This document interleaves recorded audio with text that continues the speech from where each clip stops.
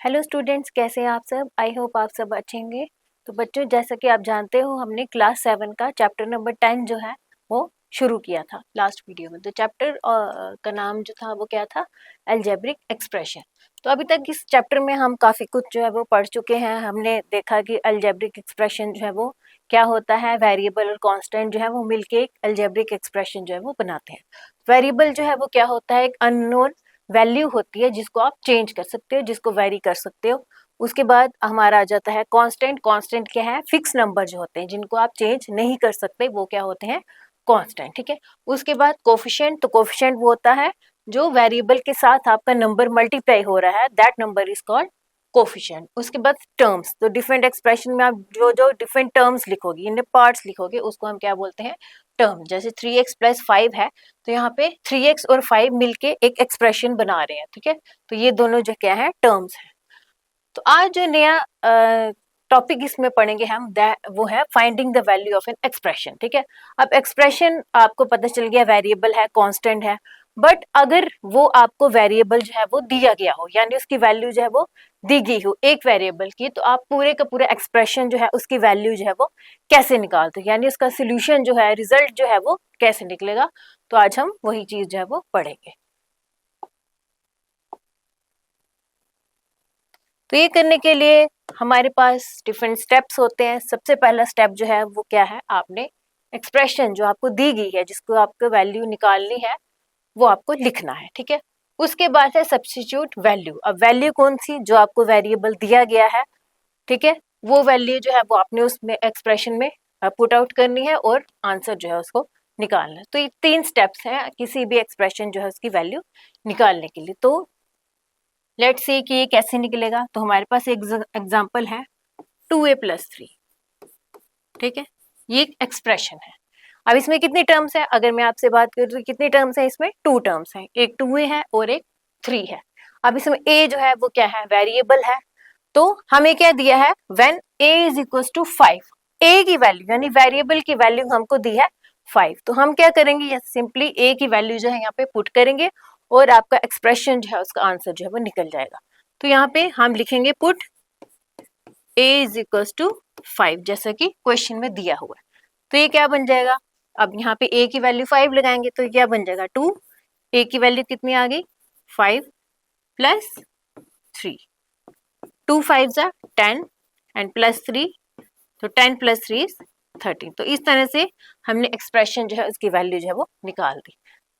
क्या किया हमने, सबसे पहले एक्सप्रेशन लिखा, जैसे कि आपका स्टेप नंबर 1 है उसमें राइट एक्सप्रेशन, तो वो हम लिख चुके हैं। ठीक है। सेकंड है आपका स्टेप सब्स्टिट्यूट वैल्यू, यानी आपको जो वैल्यू दी है वेरिएबल की वो आपने पुट करनी है। तो यहाँ पे हमने वही पुट की और लास्ट में इसका आंसर जो है वो निकल गया। अब इसी तरह हमारे पास दूसरी एग्जांपल है। दूसरी एग्जांपल में क्या है, हमारी एक्सप्रेशन जो हमें दी गई है वो क्या है, x² - 4। ठीक है। 2 टर्म्स एक्सप्रेशन है। तो यहाँ पे x जो है वो वेरिएबल है। अब x की वैल्यू क्या दी है यहाँ पे 3, तो क्या लिखेंगे, पुट x = 3। तो क्या आंसर आएगा यहाँ पे 3, लेकिन ऊपर क्या है, स्क्वायर है, x का स्क्वायर था। तो x की वैल्यू हमने 3 तो पुट की, बट ऊपर स्क्वायर भी है एंड -4। 3 का स्क्वायर यानी 3 × 3 दैट इज 9। 3 का स्क्वायर मतलब 3 × 3 वो क्या होता है, 9 होता है। तो आ जाएगा 9 और ये आ गया 4। 9 - 4 = 5। तो इस तरह से हमने किसी भी एक्सप्रेशन की वैल्यू जो है वो निकाल दी, हमने वेरिएबल्स की वैल्यू जो है वो पुट की। अब आपको पता चल गया कि अलजेब्रिक एक्सप्रेशन जो है वो क्या है। ठीक है। एक वेरिएबल की वैल्यू दी हो, तो आप टोटल की टोटल एक्सप्रेशन जो है इसकी रिजल्ट जो है उसका सोल्यूशन है वो कैसे निकाल सकते हो। अब यही अलजेब्रिक एक्सप्रेशंस जो है हम डिफरेंट ज्योमेट्री जो है उसमें भी पुट आउट जो है वो करते हैं, वहां पे भी इन चीजों का यूज जो है वो होता है। जैसे आपने पेरीमीटर जो है वो पढ़ा होगा। पेरीमीटर क्या होता है, कोई भी शेप जैसे आपको दी गई है तो उसका आउटर स्पेस जब आपने निकालना है, दैट इज कॉल्ड पेरीमीटर। ठीक है। जैसे सपोज आपको ये शेप दी गई है। ठीक है। अब इसका जो आउटर एरिया है यानी ये वाला, तो ये क्या होता है, इसका पेरीमीटर। अंदर वाला जो होता है वो क्या होता है, एरिया। तो जब हम आउटर स्पेस जो है वो निकालते हैं, आउटर डिस्टेंस जो है वो निकालते हैं, उसको हम क्या बोलते हैं, पेरीमीटर, ठीक है। तो डिफरेंट शेप्स में पेरीमीटर निकालने के लिए भी हम किसका यूज करते हैं, अलजेब्रिक एक्सप्रेशंस का यूज करते हैं। किस तरह से, जैसे सपोज हमने रेक्टेंगल का पेरीमीटर जो है वो निकालना है, ठीक है।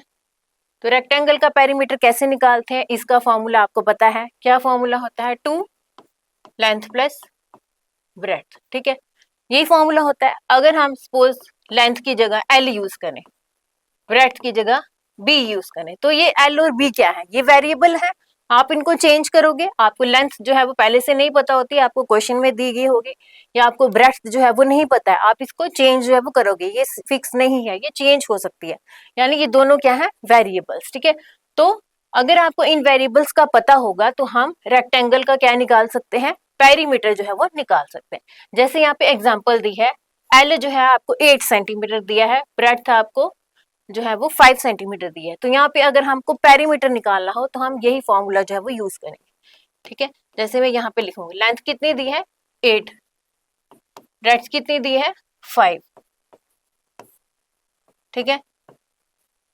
तो ये कितना आया, 8 प्लस 5 इज 13, तो 13 को जब हम 2 से मल्टीप्लाई करेंगे तो आपका आंसर क्या आएगा, 2 3 ज़ा 6 एंड 2 3 6, 2 1 ज़ा 2, तो आपका आंसर क्या आया 26 सेंटीमीटर। तो ठीक है, तो हमने लेंथ और ब्रेड्थ की वैल्यू जो है वो लगाई और हमारे पास जो है उसका पेरीमीटर जो है वो आ गया। ये था पेरीमीटर ऑफ रेक्टेंगल। उसी तरह अगर स्क्वायर हो तो स्क्वायर का पेरीमीटर आप जानते हो कौन से फॉर्मूला से निकलता है, ठीक है। स्क्वायर क्या होता है, जिसकी सारी साइड्स जो है वो क्या है, इक्वल है, ठीक है। तो यहाँ पे क्या है, पेरीमीटर जो है स्क्वायर की सारी साइड्स का वो क्या होता है, 4 इंटू साइड, यही होता है अगर आपने पढ़ा होगा। तो यहाँ पे ये साइड क्या है, एस, जिसको हम एस से डिनोट करें, ठीक है। अब ये साइड क्या है, वेरिएबल है, आप इसको चेंज जो है कर सकते हो, बट सब साइज जो है वो एक जैसी रहेंगी, एक साइड होगी तो बाकी साइड्स भी वही होंगी, ठीक है। जैसे यहाँ पे एस जो है वो 6 सेंटीमीटर दिया है, यानी आपको हर एक साइड जो है वो कितनी दी है, 6 सेंटीमीटर जो है वो दी है। तो अगर हम यहाँ पे साइड की जगह एस लिखें, ठीक है, हर एक साइड जो है वो कितनी दी है 6 सेंटीमीटर, तो इसका पेरीमीटर जो है वो कितना निकलेगा, 6 4 ज़ा 24, ठीक है। तो हमने एस को वैल्यू डाली और हमारे पास क्या आ गया, स्क्वायर का पेरीमीटर। उसी तरह से ट्राइंगल, अब ट्राइंगल जो है इसमें कितनी साइड्स होती हैं, 3 साइड्स होती हैं, सपोज ए बी एंड सी है, ठीक है। इसका पेरीमीटर जो है वो क्या होता है, ए प्लस बी प्लस सी, तो ये भी क्या है, वेरिएबल्स है, ठीक है। आप इनको वैल्यू डालोगे तो अब जो ट्राइंगल है उसका पेरीमीटर जो है वो निकलेगा।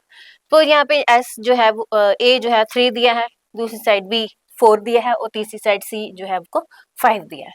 तो हमको पेरीमीटर जो है वो कैसे निकालेंगे, ए जो है कितना है 3 है, यही फॉर्मूला लगा के, बी कितना है 4 और सी कितना है 5, ठीक है। तो 3 + 4 इज 7 + 5, ये कितना आ जाएगा, 7 + 5 इज 12 सेंटीमीटर, ठीक है। तो ये हमने क्या किया, एस जो है उसकी वैल्यू डाली तो हमारे पास पेरीमीटर जो है वो आ गया। तो इस तरह से पेरीमीटर्स जो है डिफरेंट शेप्स का, उसको यूज करने में भी हम अलजेब्रिक एक्सप्रेशन जो उनका यूज करते हैं। सेम पेरीमीटर की तरह एरिया यानी कि अंदर इंटीरियर स्पेस जो होता है वो निकालने के लिए भी हम किसका यूज करते हैं, अलजेब्रिक एक्सप्रेशन का, या यू कैन से अलजेब्रा का, ठीक है। अब देखते हैं एरिया निकालने के लिए हम क्या करते हैं। तो एरिया जो है वो क्या होता है, उसका स्पेस इनसाइड अ शेप, बाहर वाली जो होती है वो क्या होती है पेरीमीटर, जब बट इनसाइड वाली स्पेस जो है उसको हम क्या बोलते हैं, एरिया बोलते हैं। तो डिफरेंट एरिया शेप्स के एरिया निकालने के लिए भी हम अलजेब्रा जो है उसका यूज करते हैं। जैसे यहाँ पे स्क्वायर है, ठीक है, ये स्क्वायर है। अब स्क्वायर का एरिया जो है वो क्या होता है, साइड का स्क्वायर, अगर आपने पढ़ा होगा तो आपको याद होगा, एरिया ऑफ स्क्वायर क्या होता है, साइड का स्क्वायर। जैसे इसका पेरीमीटर था 4 इंटू साइड, ठीक है, और एरिया होता है इसका साइड स्क्वायर। तो साइड अगर आपको पता है तो आप क्या निकाल सकते हो, उसका एरिया निकाल सकते हैं। जैसे सपोज यहाँ पे साइड जो है वो कितनी दी है 7 सेंटीमीटर, ये भी 7 है, ये भी 7 और ये भी 7, क्यों है, क्योंकि स्क्वायर की सारी साइड जो है वो इक्वल आती है। तो ए जो है साइड जो है आपको एस जो है वो दिया हुआ है, तो हम एरिया जो है क्या निकालेंगे, साइड का स्क्वायर। तो साइड कितनी है 7, तो 7 का स्क्वायर यानी 49 सेंटीमीटर, ठीक है। तो हमने साइड डाली, हमारे पास एरिया जो है वो आ गया। इसी तरह से रेक्टेंगल, अब रेक्टेंगल जो है उसका एरिया क्या होता है, लेंथ इंटू ब्रेड्थ, ठीक है। अब लेंथ अगर हमें दी है 9, ब्रेड्थ दी है 4, तो हम एरिया जो है कैसे निकालेंगे? 9 4, तो ये क्या आ गया? 9 4 36 सेंटीमीटर स्क्वायर। ठीक है, तो इस तरह से हमने लेंथ और ब्रेड्थ डाली, हमारे पास एरिया जो है वो आ गया। तो इस तरह अलजेब्रा यूज करके हम एरिया पेरीमीटर जो है वो निकाल सकते हैं। इसके अलावा अब जैसे हम हमारे पास ये 2 एग्जांपल्स हैं, ठीक है, ये हमारी डेली लाइफ के एग्जांपल्स हैं, हम इनको यूज जो है वो करते हैं। तो लेट्स सी इसमें कैसे होगा अलजेब्रा जो है वो आप कैसे यूज करोगे।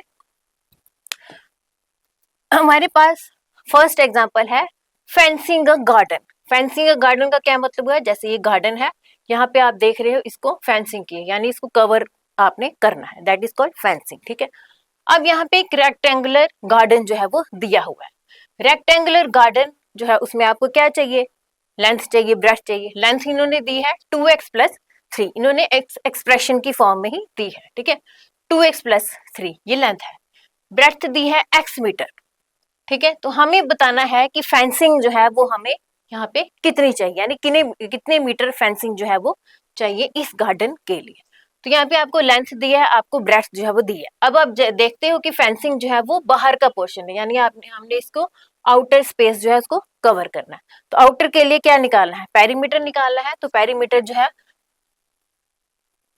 मैं यहाँ पे लिखूंगी, पेरीमीटर अभी आपने पढ़ा कि रेक्टेंगल का क्या होता है, तो 2 लेंथ प्लस ब्रेड्थ यही होता है। अब पेरीमीटर जो है आपको इस रेक्टेंगल का लेंथ भी दी है और ब्रेड्थ भी दी है, तो हम यहाँ पे क्या करेंगे? लेंथ लगाएंगे। लेंथ कितनी है? 2x + 3। ठीक है, ये प्लस ये वाला बीच में आ गया, और सॉरी ये ब्रैकेट जो है वो हम हटा देंगे। ठीक है, लेंथ कितनी है? 2x + 3, उसके बाद ये वाला प्लस, फिर ब्रेड्थ कितनी है? x, यही आ गया। अब कितना आया पेरीमीटर? 2x ये है और ये है। ठीक है, सेम वेरिएबल जो है वो हमने इकट्ठे करने हैं। 2x + x that is 3x, और कांस्टेंट क्या है आपका? 3। तो कितना आ गया? 2 को इससे करेंगे, 2 3 6x, फिर 2 3 6। तो ये आपका जो है वो फेंसिंग रिक्वायर्ड है। उसके बाद है कि अगर आपको x यानी एक वेरिएबल x जो है वो आपको दिया है, तो यहाँ पे क्या है? If x is equal to 4, यानी x अगर आपको दिया है 4, x था क्या? उसकी ब्रेड्थ। तो आपको एक वेरिएबल जो अगर दिया है तो फिर उसका पेरीमीटर जो है वो क्या बनेगा? तो यहाँ पे x की जगह हम 4 लिखेंगे, तो आ जाएगा 6 2 4 + 6, 6 4 24 + 6, तो आपका आंसर जो है वो कितना आ गया? 30 मीटर। तो इतनी फेंसिंग जो है उसको चाहिए इस गार्डन के लिए। ठीक है, तो इस तरह से हमने जो है वो निकालना है। अब सेकंड जो एग्जांपल है that is tiling a floor, यानी फ्लोर जो है उस पे टाइल्स जो है वो लगानी है।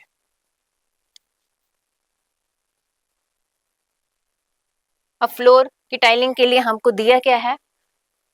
A square floor has side s metre. ठीक है, यहाँ पे s मीटर जो है हमको साइड जो है वो दी है। Tiles need to cover it, अब हमें बताना है कि उसको कवर करने के लिए कितनी टाइल्स जो है वो चाहिए। ठीक है, तो यहाँ पे हमें एक और चीज दी है, s जो है वो 5 मीटर दिया है, साइड s जो है वो हमको कितनी दी है? 5 मीटर जो है वो दिया है। ठीक है, तो हमने बताना है कि उसको कवर करने के लिए कितनी टाइल्स जो है वो चाहिए। अब टाइल जो है वो स्क्वायर शेप की है। ठीक है, तो इसलिए हर साइड जो है वो कितनी होगी? 5 सेंटीमीटर। तो यहाँ पे एरिया जो है वो कितना आ जाएगा? अब एरिया ऑफ स्क्वायर आप जानते हो, साइड स्क्वायर। ठीक है, अब साइड हमको दी है 5 मीटर, तो एरिया जो है वो कितना आ जाएगा? 5 का स्क्वायर, यानी कि 25। तो 25 टाइल्स जो है चाहिए फ्लोर में टाइलिंग जो है वो करने के। तो इस तरह से हम जो है अलजेब्रा का यूज करते हैं। अब अलजेब्रा जो है उसका एक और यूज है, आपने स्टडी किए होंगे, पैटर्न्स जो है वो पढ़े होंगे। ठीक है, तो पैटर्न्स इस तरह के आपने देखे होंगे, कहीं भी आपकी बुक होगी मैथ्स की कहीं भी, तो आपने इस तरह के पैटर्न जो है वो देखे होंगे। तो इन पैटर्न्स जो है उनको सॉल्व करने का क्या तरीका, जैसे यहाँ पे 2 4 6 8 है, तो आगे आपको पूछे कि भाई इसका अगला नंबर क्या है, तो वो आप कैसे बताओगे? तो इनके लिए हम पहले इनका देखते हैं कि कौन सा रूल जो है वो इसमें फॉलो हो रहा है। जैसे यहाँ पे 1 3 5 7 अब कोई आपसे पूछे कि भाई 7 से अगला नंबर या इसके आगे 10th नंबर जो है वो क्या बनेगा, तो वो आप ऐसे तो नहीं कर सकते। आपके लिए जो है सबसे पहले आप इसके लिए कोई रूल जो है वो देखोगे कि भाई इनमें कौन सा रूल जो है वो फॉलो हो रहा है। सिमिलरली यहाँ पे ठीक है, कुछ ना कुछ रूल जो है वो फॉलो होता है और उसी रूल में हम वैल्यूज डाल के जो है नेक्स्ट नेक्स्ट नेक्स्ट जो भी आप वैल्यू जो है वो देखना चाहो वो पता कर सकते हैं। तो यहाँ पे जैसे एक पैटर्न है 2 4 6 8, ठीक है, 2 है, फिर 4 है, फिर 6 है, फिर 8 है। तो यहाँ पे अगर आप देखो तो कौन सा जो है रूल फॉलो हो रहा है, तो यहाँ पे देख सकते हो 2 के बाद जो है वो 4 आ रहा है, यानी यहाँ पे 2 में जब हम 2 प्लस कर रहे हैं तो यहाँ पे 4 बन रहा है, फिर 4 में हम 2 प्लस कर रहे हैं 6 आ रहा है, 6 में 2 प्लस कर रहे हैं तो 8 आ रहा है, यानी कि दो दो नंबर्स जो है यहाँ पे बढ़ रहे हैं। ठीक है, या आप ऐसे ले लो या फिर आप ऐसे ले सकते हो कि 2 1 जा 2 हो रहा है। ठीक है, इस तरीके से आप समझ सकते हो, 2 1 जा 2 आ गया, फिर 2 2 जा 4 आ गया, ये आ गया 4। ठीक है, फिर 2 3 जा 6 आ गया, 6 आ गया, फिर 2 4 जा 8 आ गया। तो यहाँ पे 2 का जो टेबल है वो फॉलो हो रहा है। ठीक है, पहले हमने 2 को 1 से किया तो 2 आ गया, से देख लो। अब हम 2 से 5 को मल्टीप्लाई करें तो 10 आ गया, तो हम यहाँ से पता लगा सकते हैं कि 8 का नेक्स्ट नंबर जो है वो क्या आएगा, 10 आएगा, उसका नेक्स्ट नंबर क्या आएगा, 12 आएगा, यानी टू नंबर्स जो है इसमें ऐड हो रहे हैं। तो यहाँ पे जो रूल फॉलो हो रहा है वो क्या है, 2n। अब ये n क्या बोला है, n जो है वो हमने जनरल कोई नंबर जो है वो रख लिया। जैसे अगर आप n की वैल्यू मान लो तो 2 1 जा 2 आ गया, n की वैल्यू 2 ले लें तो 2 2 जा 4 आ गया, n की वैल्यू 3 ले लें तो 2 3 जा 6, यानी n जो है वो कोई भी नंबर जो है वो हो सकता है। ठीक है, तो ये इस तरह का रूल जो है यहाँ पे फॉलो हो रहा है। सपोज यहाँ पे अगर आपको नंबर दिया है कि भाई 10th नंबर निकाल के बताओ हमें कि इस पैटर्न के अकॉर्डिंग 10th नंबर जो है वो क्या होगा, तो यहाँ पे हम क्या करेंगे, n की वैल्यू क्या निकालेंगे, 10 निकालेंगे, 10 लगाएंगे। ठीक है, तो 2 10 जा 20, आपका जो इस पैटर्न से 10th नंबर पे जो नंबर आएगा वो कौन सा होगा, 20 होगा। सपोज अगर आपको बोले कि भाई 12th नंबर निकाल के बताओ इस रूल के अकॉर्डिंग 12th नंबर जो है इस सीरीज में वो कौन सा होगा, तो हम क्या करेंगे, n की जगह 12 जो है वो ले लेंगे, तो 2 12 जा 24। तो इस तरह से हमने जो है एक जनरल रूल निकाल दिया कि भाई ये ही रूल जो है ये सारी सीरीज जो है वो फॉलो कर रही है। कौन सा रूल है, 2n। ठीक है, तो हमने n जो है उसकी डिफरेंट वैल्यूज जो है वो पुट की, तो हमें पता चल गया यही रूल जो है यहाँ पे फॉलो हो रहा है। सिमिलरली यहाँ पे ऑड नंबर की एक सीरीज है, 1 है, फिर 3 है, फिर 5 है, 7 है। आपको ये पूछे भाई इसके अगला नंबर कौन सा आएगा, तो उसके लिए आपको पहले क्या करना है, आपको पता होना चाहिए कि ये सीरीज जो है वो क्या चीज जो है उसमें फॉलो कर रही है। तो इसमें जो फॉलो हो रहा है वो है 2n माइनस 1। अब आप देखो यहाँ पे n की वैल्यू आप निकालते जाओ तो आपकी ये सीरीज जो है वो बनती जाएगी। कैसे, जैसे हम यहाँ पे मैं लिख देती हूँ 2n माइनस 1 जो है ये सीरीज, ये वाला रूल जो है वो फॉलो करेगी। सपोज हमने n की वैल्यू 1 डाली, ठीक है, तो क्या आ जाएगा, 2 यही आएगा, n की वैल्यू 1 पुट की, 2 2 जा 2 1 जा 2 2 माइनस 1, तो आ गया आपका 1, ये आ गया फर्स्ट नंबर। हम n की वैल्यू 2 डालें तो आ जाएगा 2 2 2 माइनस 1, 2 2 जा 4 माइनस 1 3 आ गया, ये हो गया दूसरा नंबर। सपोज हम यहाँ पे डालें 2, अब n की वैल्यू 3 डालते हैं, देखते हैं ये वाला 5 आता है कि नहीं आता। ठीक है, माइनस 1, तो 2 3 जा 6 माइनस 1 क्या आ गया, 5 आ गया। तो मतलब यही रूल जो है वो फॉलो हो रहा है। ठीक है, तो 2n माइनस 1 जो है ये सीरीज वो वाला रूल जो है फॉलो करेगी। सपोज अगर हमें कोई यहाँ पूछे कि आप 7th नंबर, इस सीरीज का 7th नंबर, जैसे 1 2 3 4 है, आगे 5 6 7 नंबर पे कौन सा नंबर जो है वो आ रहा है 7th प्लेस पे। ठीक है, तो हम क्या निकलेंगे, यहाँ पे n की जगह क्या पुट करेंगे, 7 पुट करेंगे, तो 2 7 जा 14 एंड माइनस 1 क्या आ जाएगा, 13। सपोज अगर आपको कोई पूछे कि भाई 10th नंबर पे कौन सा नंबर आ रहा है, जैसे हमने अभी 7th नंबर पे निकाला 13 आ रहा था, अगर आपको पूछे 10th नंबर पे कौन सा आ रहा है, तो हम क्या करेंगे, यहाँ पे n की जगह 10 पुट करेंगे, माइनस 1 2 10 जा 20 माइनस 1 क्या आ जाएगा, 19। तो हम जल्दी से पता लगा सकते हैं कि 10th नंबर पे 19 जो है वो आ रहा है। ठीक है, तो इसने ये वाला रूल फॉलो किया। अब सिमिलरली यहाँ पे है मल्टीपल्स ऑफ 3, अगर आपको ना बताया हो मल्टीपल्स ऑफ 3, यही सीरीज दी हो 6 3 6 9 12 ये लर्निंग। ठीक है, तो अब हमने बताना है कि यहाँ पे कौन सा रूल जो है वो फॉलो हो रहा है। तो सबसे पहले अगर आप देखो तो यहाँ पे आपको जैसे यहाँ पे 2 का टेबल जो है वो फॉलो हो रहा था, यहाँ पे 3 का टेबल जो है वो फॉलो हो रहा है। 3 1 जा 3, 3 2 जा 6, 3 3 जा 9, 3 4 जा 12, इस तरह से पढ़ो। या फिर अगर आप देखो तो इसमें 3 को जब हम 3 ऐड कर रहे हैं 6 आ रहा है, फिर आगे 3 ऐड कर रहे हैं तो 9 आ रहा है, इसके आगे 3 ऐड कर रहे हैं तो 12 आ रहा है। तो इस दोनों तरीके से आप समझ सकते हो। तो यहाँ पे रूल जो फॉलो हो रहा है वो क्या हो रहा है, 3n, यानी 3 का टेबल जो है वो हम पढ़ रहे हैं। तो यहाँ पे हम n जो है उसको अगर हम 1 पुट करें तो क्या आ जाएगा, 3 1 जा 3 आ गया फर्स्ट नंबर। n को 2 पुट करें तो 3 2 जा 6 आ गया सेकेंड नंबर। 3 3 जा 9 तो आ गया 3 नंबर। तो इसी तरह से सारी सीरीज जो है वो फॉलो हो रही है, ठीक है। अब यहाँ पे एग्जांपल है कि अगर आपको 8th नंबर जो है वो निकालना है तो हम यहाँ पे क्या करेंगे, 3 n की जगह 8 तो क्या आ जाएगा 24, ठीक है, ये नंबर है। सपोज अगर आपको 10th नंबर निकालना है तो क्या आएगा, 3 10 जा क्या आ जाएगा 30, तो 10th प्लेस पे कौन सा होगा 30। तो इस तरह से पैटर्न जो है उनमें भी अलजेब्रा जो है वो फॉलो होता है। अब हम ज्योमेट्री की एक और एग्जांपल देख लेते हैं, बहुत ही इंटरेस्टिंग। यहाँ पे क्या करना है, अब आपने पढ़ा होगा पॉलीगन्स, ठीक है, उनकी डिफरेंट साइड्स होती है, डिफरेंट पॉलीगन्स हैं। जैसे हमारे पास स्क्वायर है, रेक्टेंगल है, ट्राइंगल है, हेक्सागन, ऑक्टागन, पेंटागन, ये सब क्या है, हमारे पॉलीगन्स होते हैं, ठीक है, 2D शेप्स होती हैं।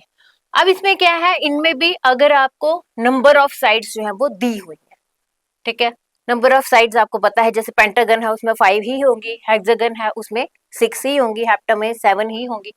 तो नंबर ऑफ साइड से आप उस शेप के नंबर ऑफ डायगोनल्स, उस पॉलीगन के नंबर ऑफ डायगोनल्स जो है वो निकाल सकते हो। उसके इंटीरियर एंगल्स, इंटीरियर एंगल्स कौन से होंगे, जैसे ये ट्राइंगल है इसके अंदर वाले एंगल, ठीक है, यहाँ पे 3 है। तो इन इंटीरियर एंगल्स टोटल मिला के जो है वो कितने बनते हैं, यानी सम ऑफ इंटीरियर एंगल्स जो है वो कितना बनता है वो भी आप निकाल सकते हो। आपको सिर्फ पता होने चाहिए number of sides. Number of diagonals निकालने के लिए हमारे पास ये फॉर्मूला है, n-3 डिवाइड बाय 2 और सम ऑफ इंटीरियर एंगल्स, यानी उसके अंदर वाले एंगल्स जो है उनका सम निकालने के लिए जो हमारे पास फॉर्मूला है वो क्या है, n-2 मल्टीप्लाई 180 डिग्री। अब हम एक मैजिक जो है वो देखेंगे। हम एक शेप लेंगे, उसमें नंबर ऑफ साइड्स जो है वो डालेंगे, हम देखेंगे कि नंबर ऑफ डायगोनल्स जो है वो सेम आया कि नहीं आया, इंटीरियर एंगल्स का सम जो है वो इस फॉर्मूला से सेम आया या नहीं आया। सपोज हम ले लेते हैं, हमारे पास है पेंटागन, ठीक है, चलो हेक्सागन ले लेते हैं। अब हेक्सागन जो है उसकी कितनी साइड्स होती है, हमको पता है हेक्सागन जो है उसमें 6 साइड्स होती है, ठीक है। तो नंबर ऑफ साइड्स यहाँ पे आ गए 6 आ गए, ठीक है। अब हमने इधर देखे बिना यहाँ पे नंबर ऑफ डायगोनल्स जो है वो निकालने हैं। यहाँ पे हमने n की वैल्यू यहाँ पे मैं लिख देती हूँ, नंबर ऑफ साइड n जो कितना दिया हुआ है 6, क्योंकि हेक्सागन कितना होता है 6 होता है। अब यहाँ पे हम नंबर ऑफ डायगोनल्स जो है वो निकालेंगे, तो कैसे निकालेंगे, नंबर ऑफ डायगोनल्स हमें फॉर्मूला पता है, आपको ये फॉर्मूला जो है वो याद रखना है, फिर आपको डायग्राम बनाने की जरूरत नहीं है, आप सीधे जो है वो लिख सकते हो, ठीक है। अब फॉर्मूला ये है, अब n की जगह हम 6 पुट करेंगे तो ये आ जाएगा 6, फिर 6 माइनस फॉर्मूला जो है वो आपने ध्यान से देखना है, वैल्यूज जो है पुट करनी वो भी very केयरफुली करनी है, डिवाइड बाय 2, यही है। अब 6, ठीक है, 6 माइनस 3 इज 3 डिवाइड बाय 2,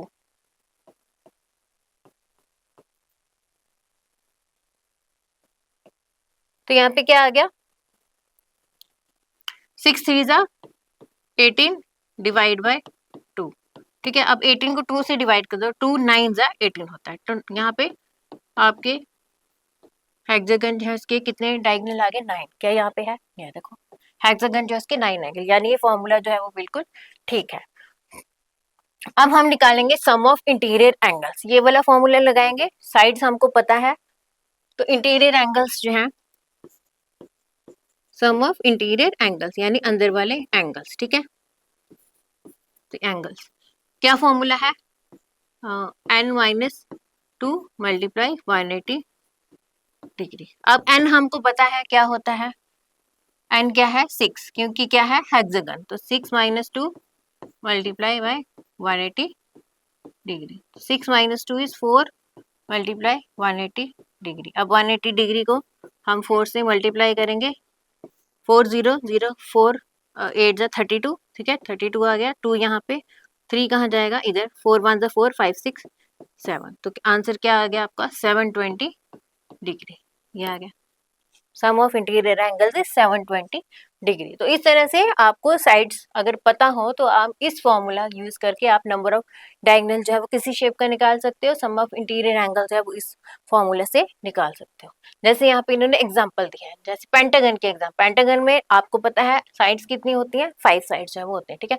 तो इन्होंने डायगोनल जो है वो इस फॉर्मूला से निकाल के 5 डायगोनल जो है वो निकालते हैं, 5 ही होते हैं इसके, और सम ऑफ इंटीरियर एंगल्स वो कितने हैं 3 इंटू 180, वो क्या हो गया 540। तो इस तरह से हम जो है वो डायगोनल्स एंड इंटीरियर एंगल्स का सम जो है वो निकाल सकते हैं, ठीक है। तो ये था आज की वीडियो में। अब हम फिर से रिवाइज कर लेते हैं, हमने अभी तक क्या क्या पढ़ा। हमने यहाँ पे पढ़ा पेरीमीटर और एरिया। सबसे पहले हमने पढ़ा था कि एक्सप्रेशन जो है इसकी वैल्यू कैसे निकालनी है।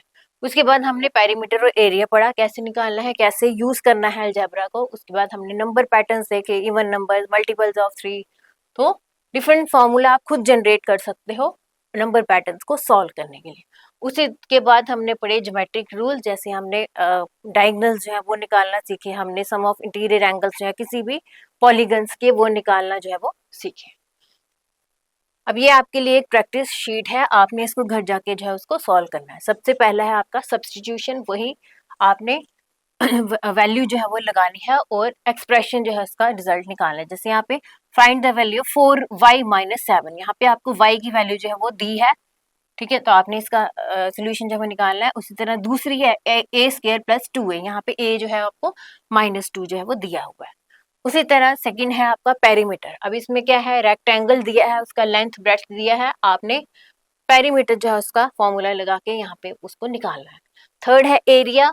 अब इसमें एक ट्राइंगल दी है, ठीक है। तो ट्राइंगल का एरिया आप जानते हैं, उन्होंने लिखा भी है हाफ बेस इंटू हाइट या बेस इंटू एल्टीट्यूड आप बोल सकते हैं। बेस दिया है, हाइट जो है वो दिया है।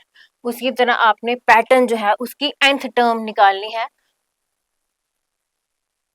nth टर्म जो है वो है 7 10 13 18, तो n जो है जनरल फॉर्मूला यूज करके आपने इसकी 20th टर्म जो है वो उसको निकालना है, ठीक है। तो आपने सबसे पहले इसका क्या रूल ये फॉलो कर रहा है, वहां पे लिखना है, एक nth टर्म लेके उसका जनरल फॉर्मूला बनाना है, और उसके बाद 20th टर्म जो है वो कौन सी आएगी सीरीज में, उसको आपने उस फॉर्मूला से निकालना है। तो आज की वीडियो में इतना ही। उम्मीद है आपको ये टॉपिक, ये पूरा चैप्टर जो है वो अच्छे से समझ में आया होगा। तो मिलते हैं नेक्स्ट वीडियो में एक नए चैप्टर के साथ, तब तक के लिए गुड बाय।